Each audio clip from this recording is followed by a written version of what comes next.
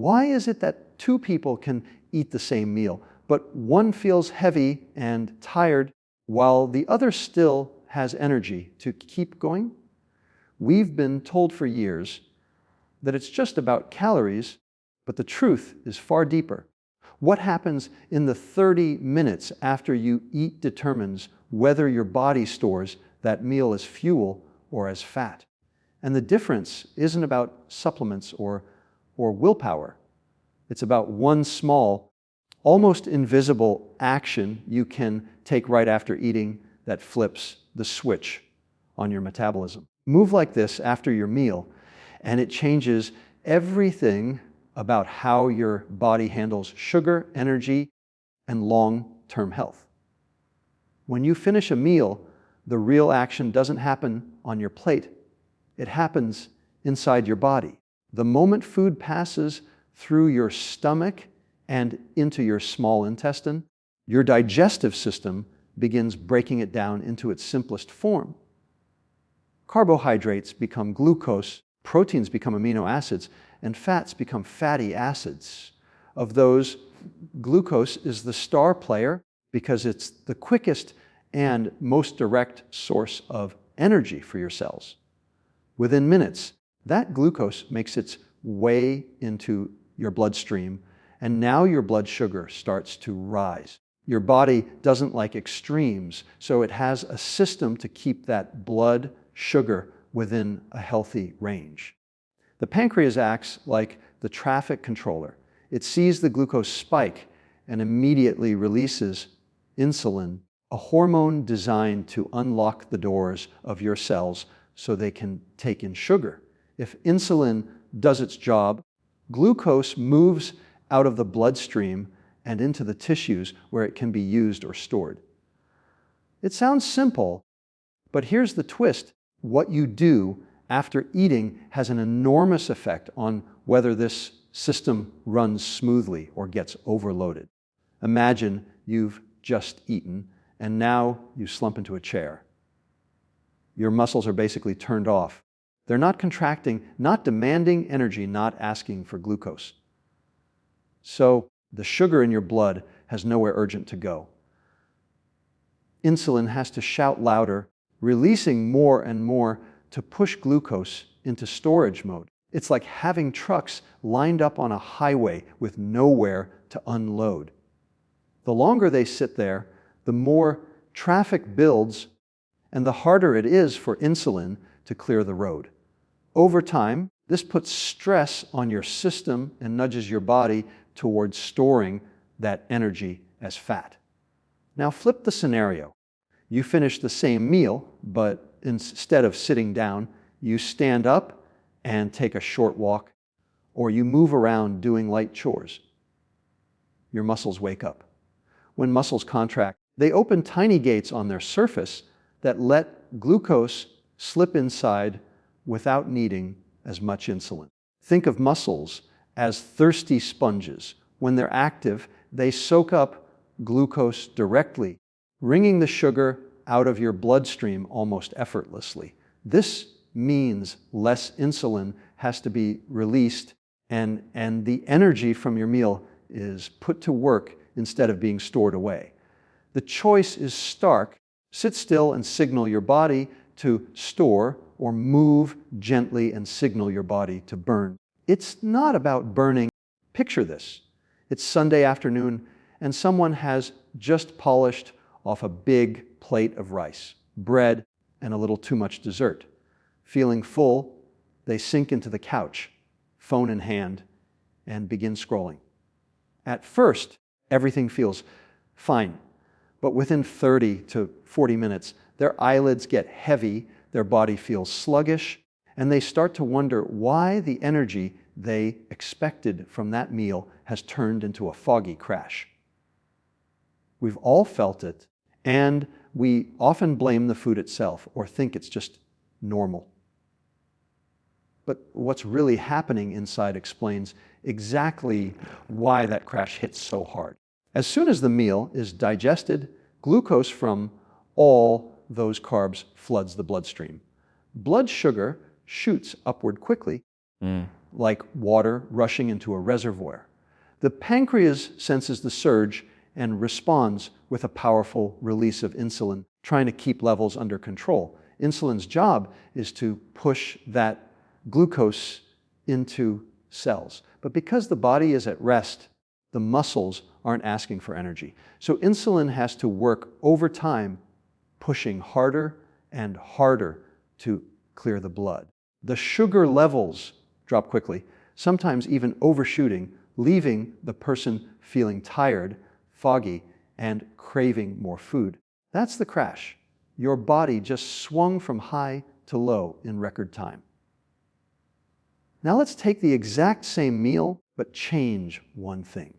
Instead of sitting down, this person steps outside and takes a 15-minute walk. Nothing intense, just a casual stroll. The difference inside the body is dramatic. As the glucose enters the bloodstream, the muscles, now contracting and relaxing with each step, open up doors that let sugar in directly, bypassing the need for a flood of insulin. The blood sugar still rises, but much more gently without the sharp peak. Insulin still does its job, but at a much calmer level. The person finishes the walk, returns home, and instead of feeling heavy and sluggish, they feel steady, no crash, no sudden fatigue, just balanced energy. The remarkable thing is that this isn't about burning off the calories from the meal. That 15-minute walk won't erase the dessert or cancel out the rice. What it does is shift the way the body handles energy.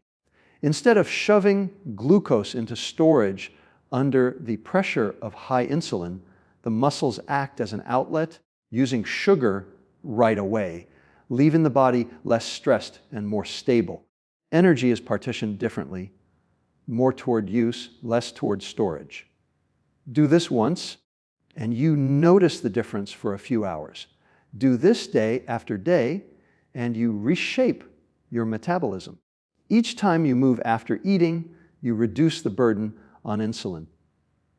Over weeks and months, this builds a pattern where the body becomes more efficient at handling glucose, protecting against insulin resistance. Insulin resistance doesn't happen in one big step. It's the slow, silent outcome of years of forcing the pancreas to work harder than it should. And that, left unchecked, leads to metabolic syndrome, fatty liver, and type 2 diabetes. It's easy to think that big health changes require big efforts, hours in the gym, or strict diets.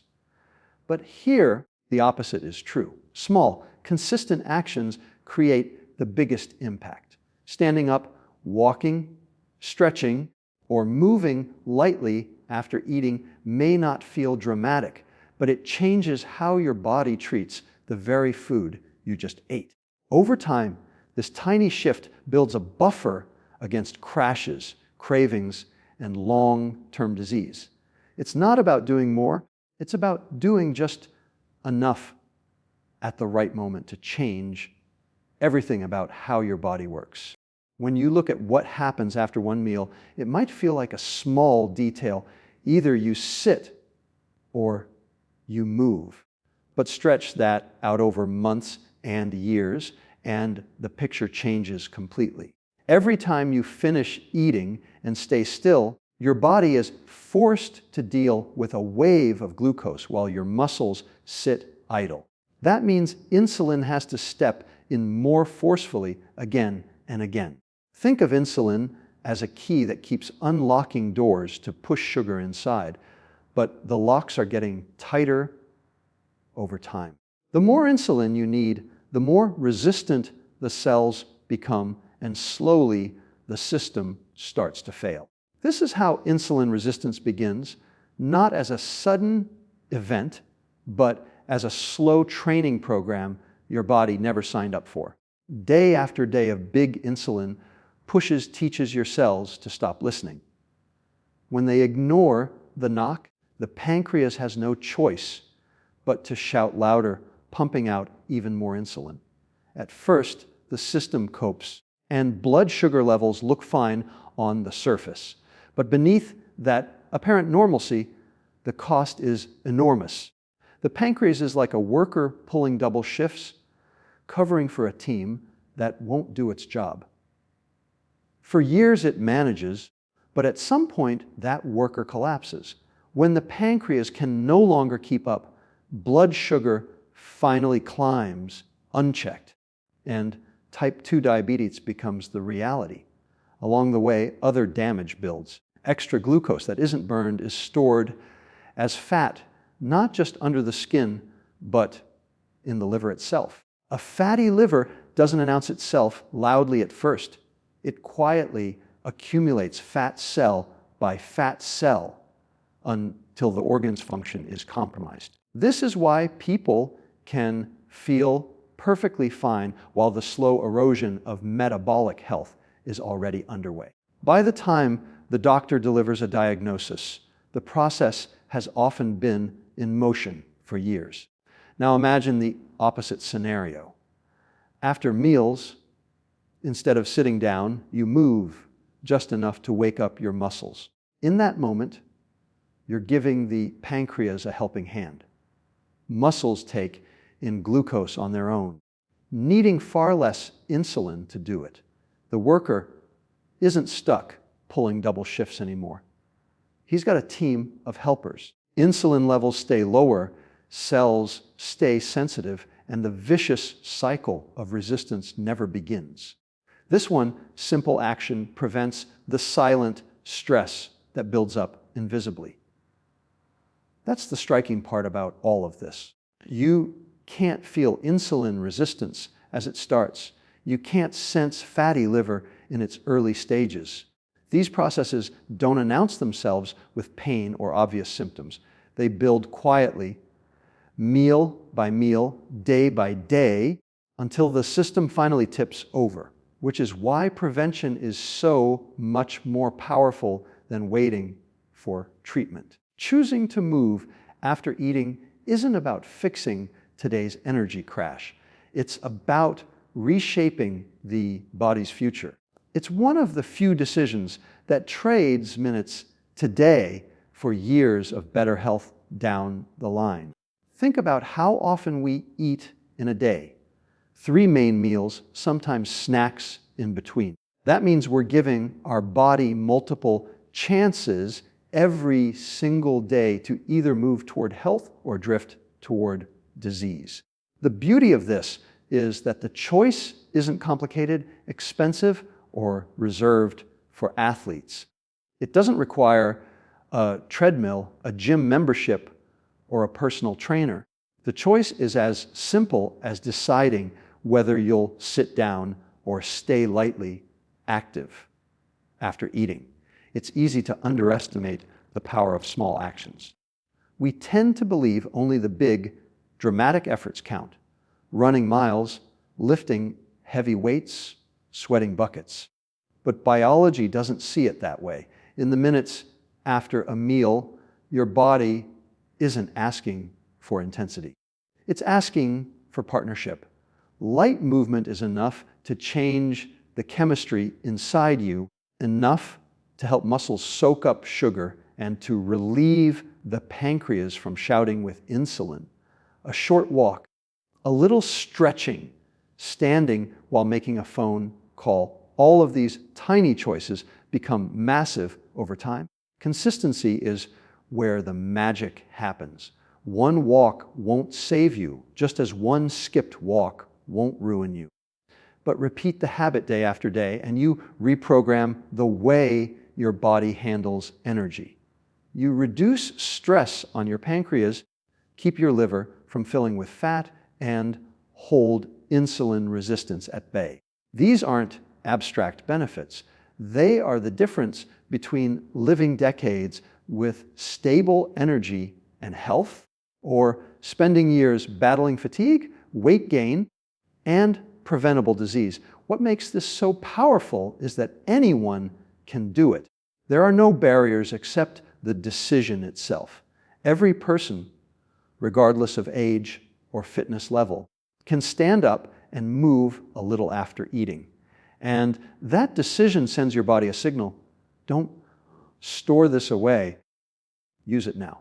Over time, those signals stack up, rewriting your body's long-term story. So the next time you put down your fork, remember that the moment matters. You don't have to overhaul your life. You don't have to sprint around the block, but you do have to make a choice. Don't sit still.